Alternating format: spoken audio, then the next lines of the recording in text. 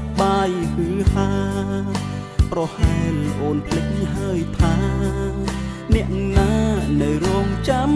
ថ្លៃគោយន្តបងចាំងមិនអាចឈ្នះរថយន្តម៉ូតថ្មីទីក្រុងលងស៊ីវីឡៃ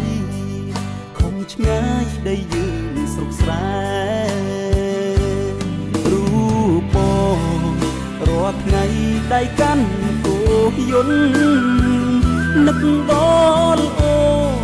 ម្ដងម្ដងទឹកភ្នែកគ្មានលហែច្រើនខែផុតទៅបងចាំមើលផ្លូវមានមេ